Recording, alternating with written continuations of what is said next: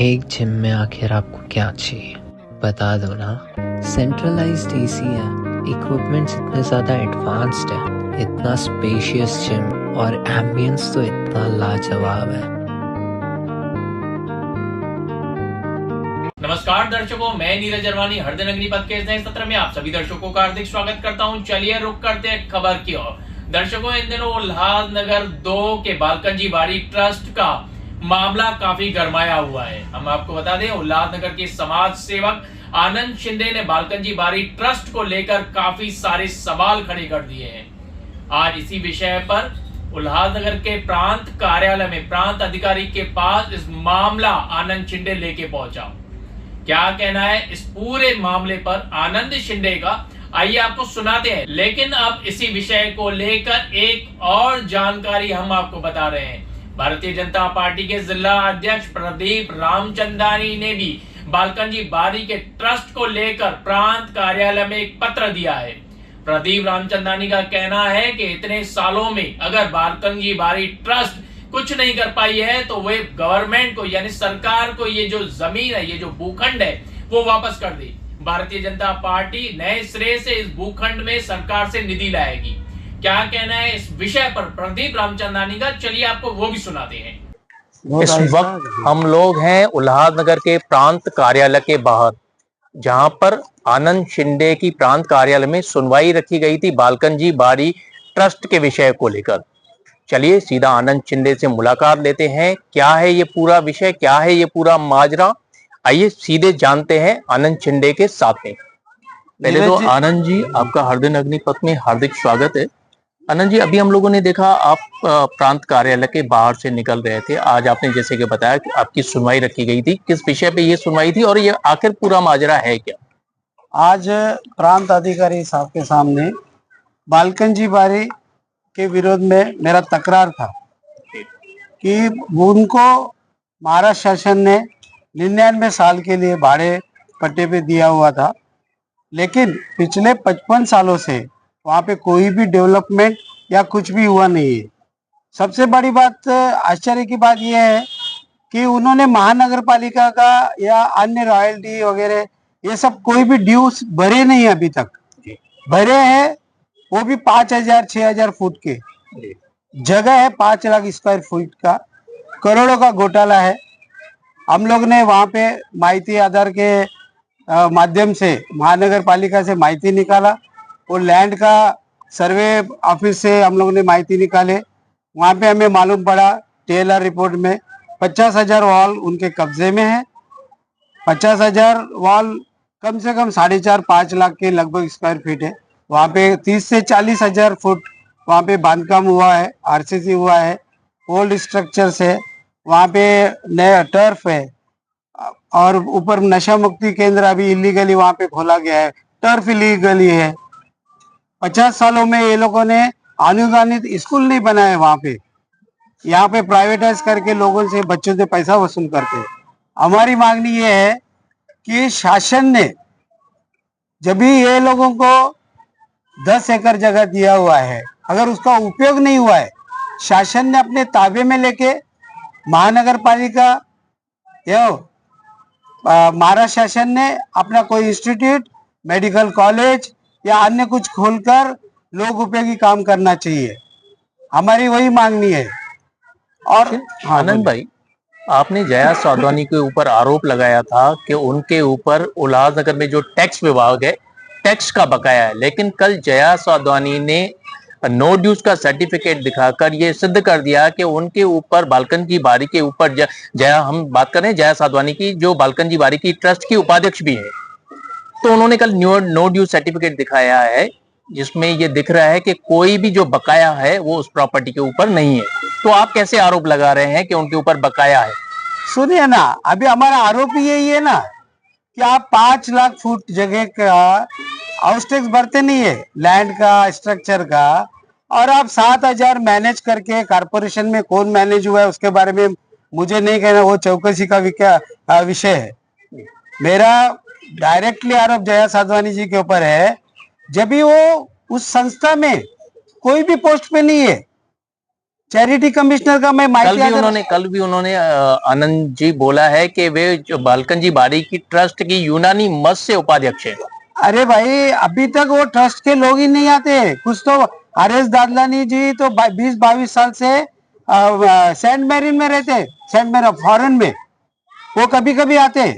हम लोग को तो शक है कि चैरिटी कमीशन में ये लोगों ने जो नए जो 12 जन का नाम दिया है, जो स्कीम का जो रहता है अर्ज रहता है, स्कीम में ये लोग ने नया कमेटी जो कि 1983 से इनएक्टिव है, बालकन जी बाड़ी ट्रस्ट कौन चला रहा है, किसका लेटर हेड यूज हो रहा है, कुछ भी पता नहीं चल रहा है। ये लोगों ने 2009 में एक बिल्डिंग प्लान डाले थे, माननीय आयुक्त साहब ने और महानगर पालिका और कलेक्टर साहब ने उनका प्लान रिजेक्ट किया और कहा गया कि ये हरित पट्टा है, ग्रीन जोन है, यहाँ पे बिल्डिंगें नहीं बन सकती है। उसके बाद में ये लोग ने फिर नया प्लान किए, नए डीपी में ये लोग ने वो रिजर्वेशन ही चेंज कर दिए। जो बच्चों का प्ले ग्राउंड था और बच्चों का प्ले ग्राउंड था, जो ओरिजिनल बाल भवन था, वहाँ पे ओपन थिएटर था, वहाँ पे बड़े बड़े प्रोग्राम्स होते थे, उसको उन लोग ने हटा के क्या मैनिपुलेशन किए किस बिल्डर के साथ में और क्या पैसा लगा के ये लोगों ने वो आरक्षण ही चेंज कर दिए। वहाँ पे कुछ पोर्शन में वहाँ पे रेसिडेंशियल जोन दिखाया गया। आनंद जी अब आते हैं इसी विषय पर। जया साधवानी का आपके ऊपर ये भी आरोप है कि आपका घर टूटा है, महानगर पालिका ने जो आपका अनअधिकृत घर था, ऐसा जया साधवानी का कहना है, वो टूटने के बाद आप बदले की भावना को लेकर ये पूरी कार्रवाई बालकन जी बाड़ी के ऊपर कर रहे हैं, इसमें कितना सत्य है? देखिए, महानगर पालिका का जो आयुक्त को ये लोगों ने लेटर दिए थे या पुलिस स्टेशन में दिए थे, मेरा कहना ऐसा है कि वहां पे स्तर पानी देखना चाहिए था। वहां पे जगह पे आके मनीष शिवरे जी जो असिस्टेंट कमिश्नर प्रभाग 2 के, उनको देखना चाहिए था कि वहां पे दीवार है या नहीं, और उनको ये भी देखना चाहिए था कि टीएलआर का जो डिमार्केशन है, डिमार्केशन में इनका घर आता है या नहीं है। सबसे आश्चर्य की बात यह है कि हम लोग का रेगुलराइज का एप्लीकेशन सबमिट हुआ है, मेरे आजू बाजू में एक को पेनल्टी भी आया हुआ है। यानी आपका कहने का मतलब है कि महानगर पालिका ने जो आपका घर तोड़ा है वो भी गैर कानूनी तरीके से उन्होंने क्या मतलब लेना देना हुआ है, वो तो मनीष शिवरे जी ने क्या किया है। अगर आपने कल का इंटरव्यू देखा होगा जया साधवानी का, आनंद जी, तो उसने सीधे सीधे आपके ऊपर आरोप लगाया है कि आप बालकन जी बाड़ी का जो एरिया है, जो प्लॉट है, उसमें अंदर घुस के आप अतिक्रमण कर रहे थे। अरे भाई, वो जो मैडम बोल रही है लैंड ग्रैबर है, लैंड ग्रैबर, आप लैंड ग्रैबर समझती है वो, लैंड ग्रैबर। अरे डिमार्केशन के बाहर है, हद कायम की बात चल रही है। गवस साहब के पास मीटिंग हुआ है, अभी उसका मोजनी भी हुआ है लगभग। देखिए, मैं एक पेपर आपको बता रहा हूँ जो सिटी सर्वे और माननीय अपना एडीटीपी का जो है। यानी आपके कहने का मतलब है आपने कोई अतिक्रमण नहीं किया है, ऐसा आप कहना चाहते हैं? 100%। अगर मैंने अतिक्रमण किया रहेगा तो मैं मतलब जो दंड बोलेगा वो भरने के लिए तैयार हूँ।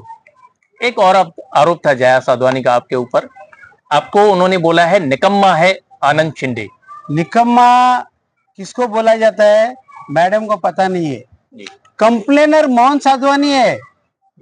निकम्मा उनको बोलना चाहिए, वो सामने आना चाहिए आनंद शिंदे के सामने, क्योंकि आनंद शिंदे की लड़ाई है, वो अपने आप को जो जनरल सेक्रेटरी बोलता है मोहन साधवानी, उससे लड़ाई है हमारी, जया साधवानी जी से नहीं है। वो क्यों नहीं आते सामने? नहीं, लेकिन निकम्मा है आनंद शिंदे, ये कहां तक आप इस बात को मानिए? देखिए, निकम्मा तो जो लोग क्या बिजनेस करते हैं, ये लोग परिवार तक जाते हैं, तो बहुत गलत बात है। मैं परिवार के बीच में आना नहीं चाहता हूँ। इन्होंने यहाँ तक कहा है कि वो उनके बच्चे भी ट्रेस पासिंग करते हैं। बताइए, हम अपने जगह में खड़ा रहने के लिए ट्रेस पासिंग करेंगे? अरे मैडम, आप प्लीज है ना परिवार पे मत आइए। मैं जब भी परिवार पे आऊंगा ना तो पूरा शहर जानता है परिवार किसका अच्छा है किसका खराब है। परिवार पे मत आइए मेहरबानी करके, और किसी गरीब लोग को मत सताइए, कुदरत देख रहा है ऊपर। आनंद जी, अब आपसे सीधे सीधे सवाल करते हैं, आपकी लड़ाई बालकन जी बाड़ी ट्रस्ट को लेकर है या आपके घर के ऊपर जो कार्रवाई हुई है उसके बदले की भावना है? नीरज जी, देखिए क्या है ना, अगर वो मेरा इलीगली ये लोग कारपोरेशन ने अगर घर नहीं तोड़ा होता जी, तो ये सब जो है ना पता ही नहीं चलता था, शहर को ही नहीं पता चलता था कि यहाँ इतना करप्शन है। मुझे इंसाफ लेने के लिए मैं जब आरटीआई डाला कारपोरेशन में, तभी मुझे पता चला कि ये लोग ने टैक्स नहीं भरे हैं, ये इलीगल ट्रस्ट है, यहाँ पे सब जॉइंट वेंचर हुआ है, इस तरीके से करोड़ों रुपए का घोटा। आज भी मेरा आरोप है। अभी मैडम आप 20 रुपए का चिट्ठी लेके नो ड्यूज का, और हमको दिखा रही है, ये देखो नो ड्यूज है, ये देखो नो ड्यूज है। उन्होंने एक बात और भी कही आनंद जी, उन्होंने एक बात और भी कही है, अगर महानगर पालिका का कुछ कर बाकी होगा भी तो वो वन शॉट पेमेंट करने के लिए तैयार है। इसका मतलब 32 करोड़ का जो मैं आरोप लगाया वो सच है, फिर वो वन शॉट करे। 32 करोड़ का जो है वन शॉट, अगर 49-50 ईयर्स का अगर पेनल्टी लगती है और इनका वसूली होता है तो मुझे लगता है कि 40 करोड़ से ऊपर जाएगा। मतलब इनके पास इतना पैसा पड़ा हुआ है, करप्शन का पैसा, मैं ऐसा बोल सकता हूँ, जो वन शॉट में देने के लिए तैयार है। अरन जी, आज जो प्रांत कार्यालय में सुनवाई रखी गई थी, उस सुनवाई में क्या हुआ? आप हम लोग देखिए, सबसे बड़ी दुख की बात यह है कि ये लोग बोल रहे थे कि ट्रस्ट हमारा है, उपाध्यक्ष मैं हूँ, फलाना है। ट्रस्ट के एक भी आदमी आज हाजिर नहीं रहे माननीय प्रांत कार्यालय में। प्रांत अधिकारी ने उनको नोटिस दिया है 7 दिन का कि अगर आप जवाब नहीं देंगे सही तरीके से तो हम लोग जगह वापस ले सकते हैं, और ऐसे कंडीशंस भी है उसमें। तो प्रांत ऑफिसर से आपको कोई आश्वासन मिला है कि आपको इंसाफ मिलेगा, या जो भी उचित कार्रवाई होगी या नहीं होगी, जो भी उसमें प्रांत ऑफिसर ने आपको? अभी देखिए, मैंने जो तकरार किया, मैं अकेला हूँ, मेरे साथ मेरे दोस्त लोग, मेरे हमदर्द, ऐसे बहुत से लोग खड़े हैं मेरे पीछे। मैं सबसे शहर वासियों से, सभी पार्टी से विनती करता हूँ कि ये मैटर को खुला नहीं छोड़े। इस मैटर के लिए हर एक पार्टी ने आगे आना चाहिए, और वो जगह हमारे शहर वासियों के लिए कब्जे में लेके डेवलपमेंट के लिए वो यूज करना चाहिए। आनंद जी, आप जो है आरोप लगा रहे हैं बालकंजी बारी के ट्रस्ट के ऊपर, लेकिन हम लोगों ने जहां तक देखा है, बालकंजी बारी पे एक स्कूल चल रहा है जहां पर गरीब बच्चे पढ़ाई करने आते हैं। अब तो नशा मुक्ति केंद्र का भी वहां पर हाल ही में कुछ टाइम पहले का उद्घाटन भी हुआ है। तो इतने अच्छे काम होने के बावजूद आप कैसे आरोप लगा सकते हैं एक ट्रस्ट के ऊपर जो सामाजिक कार्य कर रही है? सुनिए, तो बहुत मतलब इन लोगों ने मजाक बना दिए ट्रस्ट का। सबसे बड़ी बात तो नशा मुक्ति केंद्र का अगर ये लोगों ने कलेक्टर साहब से परमिशन लेते, कारपोरेशन से लेते, तो मुझे कोई एतराज नहीं था। और सबसे बड़ा मेरा एतराज क्या है कि जो जूने ट्रस्टी थे, जो बहुत ही मतलब रॉयल, बहुत नामचीन लोग थे, विजय मंगतानी, ये लोग, इनका नाम था दौलतराव मंगतानी, कमलेश तलरे, ये बड़े बड़े लोग, जो उनके ऊपर एक दाग नहीं है शहर में।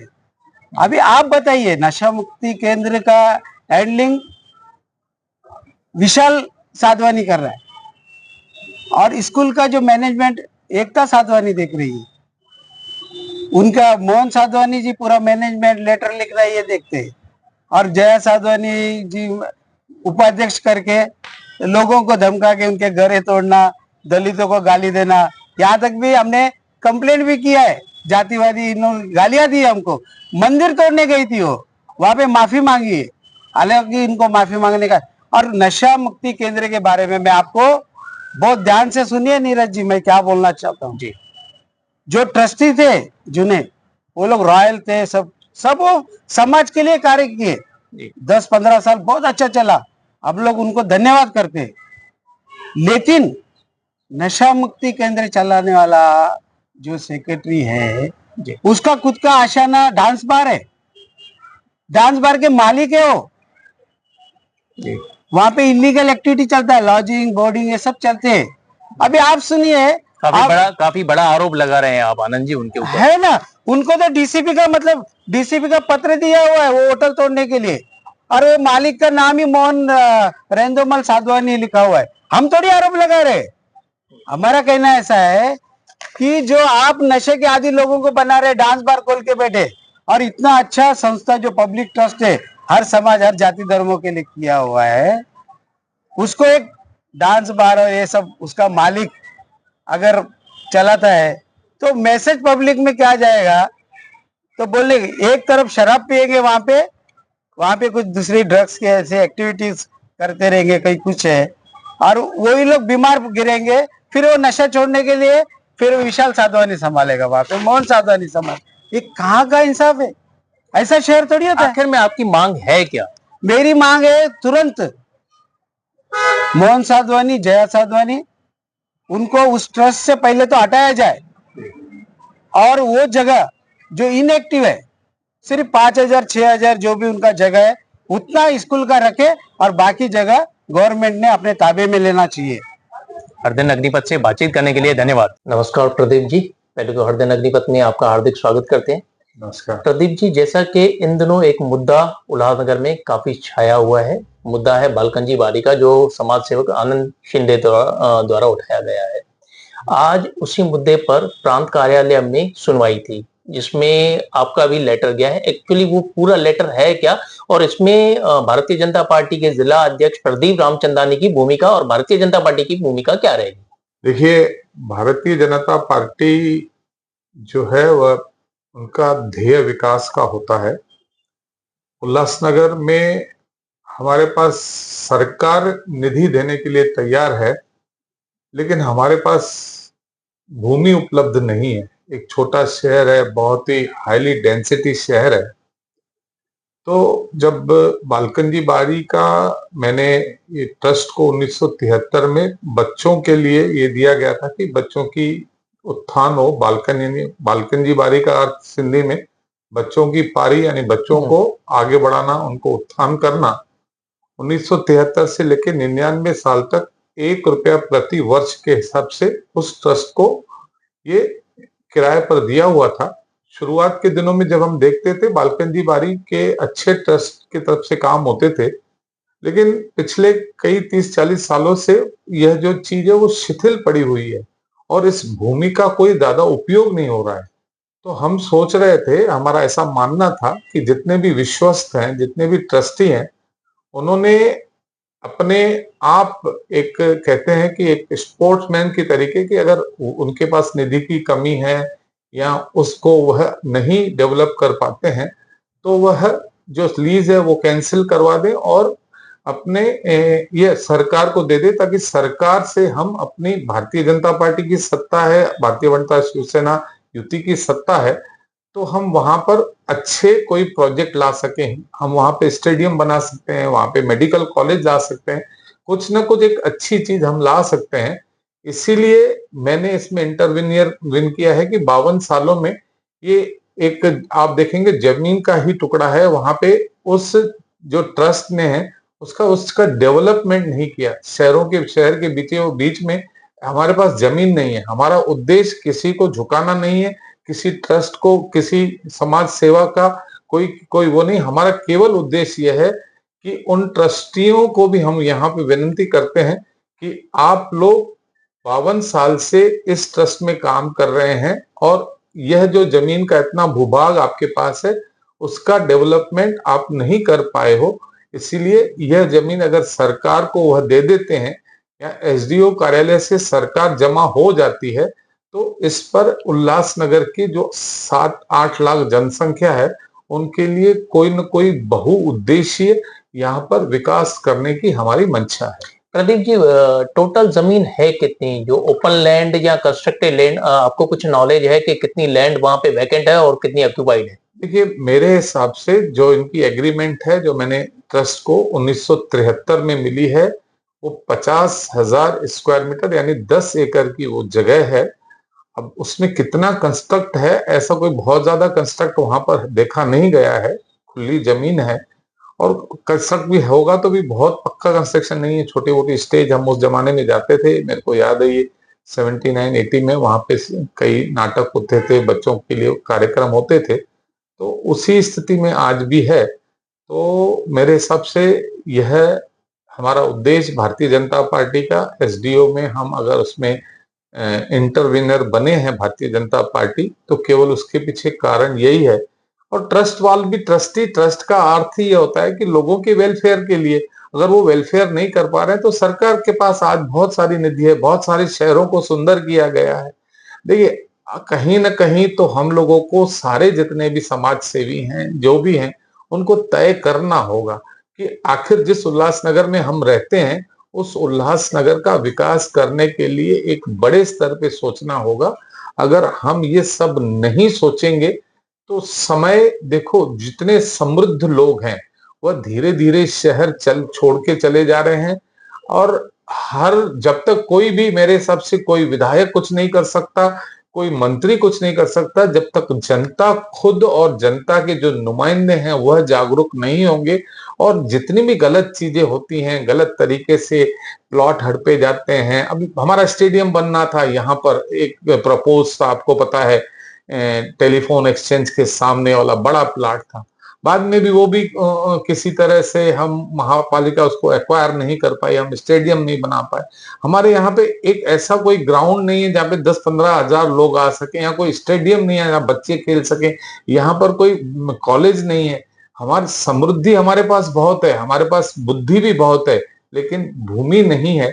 भूमि का विकास हमारे पास इसीलिए करना है। तो केवल हमारा यही कारण है कि यह जगह सरकार जमा हो और सरकार यहाँ पर एक अच्छी चीज उल्लासनगर के लिए दे, यही हमारा उद्देश्य है। कहीं ना कहीं प्रदीप जी, आपकी जो मंशा लग रही है वो मंशा यहाँ पे स्पष्ट दिखाई दे रही है कि आपकी मंशा है वो उल्लासनगर रहवासियों के लिए काम करना।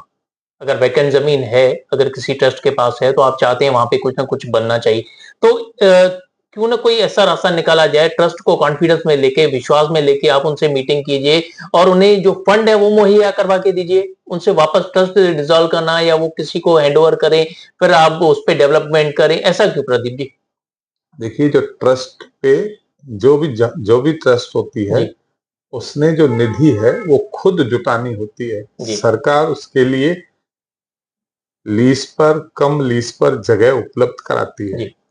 1973 में जब उनको दी गई, 52 वर्ष में उन्होंने जो भी यहाँ के ट्रस्टी रहे होंगे, मैं उनकी कोई वो नहीं कर रहा हूँ कि उन्होंने किया, वह इस काम करने में विफल गए हैं। इसीलिए आप कहते हैं गवर्नमेंट किसी को सीधे ट्रस्ट को पैसे नहीं देती है। पैसे कहाँ से मिलते हैं ट्रस्ट को? तो कारपोरेट फंड मिलता है, या बड़े बड़े व्यापारी, उद्योगपति, ऐसे लोग देते हैं। हमने देखा है कि 52 वर्षों में यह ट्रस्ट ऐसा कुछ कर न पाई, या शायद उन्होंने प्रयास किए होंगे लेकिन उनके प्रयास सफल नहीं हो पाए। आज की तारीख में, उस जमाने में सरकार के पास निधि बहुत कम होती थी। आज के तारीख में हमारा देश आर्थिक तरक्की कर रहा है, सरकारों के पास बहुत सारे पैसे हैं। सरकार के पास जमीन होगी तो ही विकास कर पाएगा, सीधे ट्रस्ट को सरकार पैसे नहीं दे सकती। तो प्रदीप जी क्या कहना चाहते हैं कि ये जो ट्रस्ट है वो डिसॉल्व करके कोई नई ट्रस्ट बनाई जाएगी, या सीधा ये जो जमीन है गवर्नमेंट के अंडर में रह के इसे डेवलप किया जाएगा? मेरा स्पष्ट मानना है कि ट्रस्टियों ने सरकार से जमीन ली थी और सरकार को उन्होंने वापस कर देना चाहिए, ताकि सरकार यहाँ पर कुछ अच्छे शहर के लिए कोई अच्छा प्रोजेक्ट बना सके। प्रदीप जी, कहीं ना कहीं इसमें आपको लगता है कि राजकारण भी आ रहा है? क्योंकि जया साधवानी खुद एक कांग्रेस की पूर्व नगर सेविका रह चुकी है, मोहन साधवानी जी पूर्व नगर सेवक रह चुके हैं, उनका पूरे फैमिली बैकग्राउंड ही कहीं ना कहीं राजनीतिक है। तो आपको लगता है कि ये पूरा राजकारण हो रहा है इस बालकन बाड़ी ट्रस्ट को लेकर या उस जमीन को लेकर? मैं बिल्कुल नहीं मानता कि किसी तरह का राजकारण इसमें होना चाहिए, और मुझे ये तो पता भी नहीं है कितने ट्रस्टी हैं, कौन है। आदरणीय जया साधवानी जी, आदरणीय मोहन साधवानी जी अगर वो ट्रस्टी हैं तो ये मुझे नहीं, जया साधवानी का खुद का कहना था कि वो उपाध्यक्ष है, मोहन साधवानी जनरल सेक्रेटरी है, जया साधवानी का खुद का कहना चाहता। देखिए, उसका स्ट्रक्चर मुझे पता नहीं है। हमने यह देखकर किसी तरह की हमारे मन में राजनीति कतई नहीं है। मैं आदरणीय जया साधवानी जी, आदरणीय मोहन साधवानी जी, अगर वो जनरल सेक्रेटरी उपाध्यक्ष है तो उनको विनंती करूंगा कि आपका भी ध्येय जो है वह यही होना चाहिए कि सरकार यहाँ पर अच्छा कोई काम करे। आपको भी आप अगर आपके ट्रस्टी हैं, देखिए ये ट्रस्टी तो बदलते रहते हैं। जया साधवानी कितने साल पहले बने, शुरू में ट्रस्टी कौन थे, अब कौन है, इसका पूरे में इसमें नहीं जाना चाहता, लेकिन सभी जितने भी ट्रस्टी हैं उन्होंने मिलकर ये डिसीजन लेना चाहिए कि ये जगह सरकार से हमने किराए पर ली थी, 1 साल 1 रुपए प्रति वर्ष से। सभी लोगों ने यूनानिमसली ये तय करना चाहिए कि शहर के भले के लिए ये जो जगह है वो सरकार को दे देनी चाहिए। प्रदीप जी, आनंद शिंदे का आरोप था कि ये जो जमीन है, ये जो ट्रस्ट बनी हुई है, ट्रस्ट ही डमी है, आप इस बात को कहां तक देखते हैं, कहां तक मानते हैं कि क्या सच में ट्रस्ट डमी है या फिर असल है क्या? प्रदीप रामचंदानी व्यक्तिगत तौर पर इसको कैसे लेते हैं? मैं ऐसे कोई विवादों में जाना नहीं चाहता। हमारा उद्देश्य बहुत क्लियर है। ट्रस्टी डमी है, अच्छे हैं, ये हैं, इसमें हमारे कोई भी किसी के ऊपर आरोप प्रत्यारोप नहीं है। हमारा अगर जितने भी ट्रस्टी हैं आज जो दिख रहे हैं उनसे हमारा हाथ जोड़ के विनती है कि शहर के भले के लिए आगे आइए। अगर ट्रस्ट नहीं करती है, हैंडओवर नहीं करती है वापस गवर्नमेंट में को, तो क्या होगा? प्रदीप रामचंदानी भारतीय जनता पार्टी के जो जिला अध्यक्ष हैं उनका स्टैंड क्या रहेगा? क्योंकि आप तो शहर के भले के लिए कर रहे हैं प्रदीप जी। ये भविष्य के गर्भ में है, लेकिन मुझे लगता है कि ट्रस्टी मान जाएंगे और विन विन सिचुएशन में सब कुछ अच्छा होगा। अच्छा, टैक्स का एक मुद्दा था, टैक्स का आरोप भी लगाया है जया साधवानी के ऊपर। देखिए, मैंने किसी विवादों को नहीं करना है। टैक्स नहीं भरा मैंने, मेरा किसी के ऊपर वाद विवाद बिल्कुल नहीं है। मेरा स्पष्ट नजरिया है कि जितने भी हमारे ट्रस्टी हैं उनको मैं विनती करूंगा, आइए मिलकर शहर के लिए कोई अच्छा काम करें। अगर ट्रस्ट आपके पास मदद मांगने आती है, मदद किस चीज की? हमको उनकी मदद चाहिए। हम क्या मदद अगर वो आपके पास आते हैं मदद लेने के लिए कि हम डेवलप करने के लिए तैयार हैं, सरकार से आप फंड मुहैया करके दें, क्योंकि सरकार आपकी है, तो उसमें कुछ प्रदीप रामचंदानी ट्रस्ट की मदद कर सकते हैं? इसका उत्तर मैं दे चुका ना कि ऐसा हो नहीं सकता। ट्रस्ट को कारपोरेट जगत से पैसे लेने पड़ते हैं जो 52 साल में नहीं कर पाए। अभी हमारे पास 5 साल हमारी सरकार है। हम 52 साल वर्सेस 5 साल, हमको 5 साल हमें मौका दीजिए। उन ट्रस्टियों से विनती है, 5 साल में अगर हम कुछ नहीं कर पाए तो देखिए हम 100% कर पाएंगे। अगर प्रदीप रामचंदानी जी भारतीय जनता पार्टी या किसी के गवर्नमेंट के पास जमीन आती है तो प्रदीप रामचंदानी के दिमाग में ऐसा कुछ प्लान है, मास्टर प्लान है कि वहां पे वो शहरवासियों के लिए क्या क्या सुविधाएं उपलब्ध कराएंगे? देखिए, जब कभी भी उल्लासनगर की विकास की बात आती है, हम सड़कें बड़ी करना चाहते हैं या हम कुछ बनाना चाहते हैं, या कभी आपने देखा है कि बहुत सारी इमारतें जो धोखादायक होती हैं वो गिर जाती हैं। हमारे पास जमीन ही नहीं होती, ताकि हमारे पास पैसे आने के लिए तैयार हो जाते हैं, जमीन नहीं होती। तो आज के तारीख में हमारे पास अगर जमीन उपलब्ध होगी तो हम बड़े दावे के साथ वहां पर अपना जो है क्लेम लगा सकेंगे। और सरकार तैयार है, हमारे सभी उल्लासनगर के प्रति फंड देने के लिए तैयार है। आदरणीय एकनाथ शिंदे जी, आदरणीय हमारे मुख्यमंत्री देवेंद्र जी, उप मुख्यमंत्री श्री अजीत पवार जी, सभी लोगों का जो नजरिया उल्लासनगर के प्रति बहुत सकारात्मक है।